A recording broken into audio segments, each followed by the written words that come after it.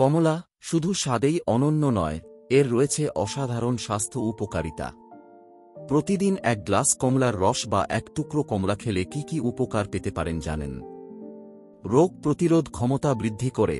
কমলায় রয়েছে প্রচুর পরিমাণে ভিটামিন সি, যা শরীরের রোগ প্রতিরোধ ক্ষমতা বাড়ায়। এটি ঠান্ডা, ফ্লু ও বিভিন্ন ইনফেকশন প্রতিরোধ করতে সাহায্য করে। কিভাবে উপকার পাবেন? প্রতিদিন সকালে বা বিকেলে একটি কমলা খান। চাইলে এক গ্লাস ফ্রেশ কমলার রস পান করতে পারেন। ত্বক উজ্জ্বল ও সুন্দর রাখে।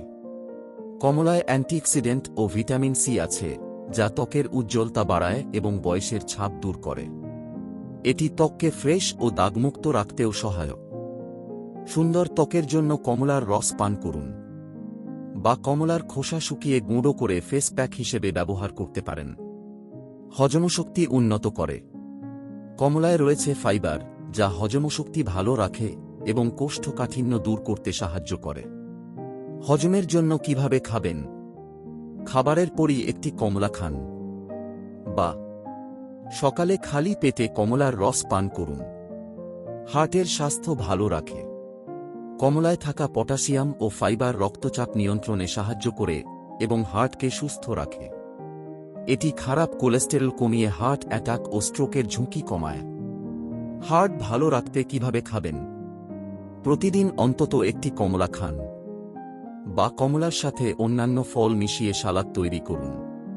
কিডনি ও লিভারের জন্য উপকারী। কমলা শরীর থেকে টক্সিন বের করে দিতে সাহায্য করে এবং কিডনি ও লিভারের কার্যক্ষমতা বাড়ায়।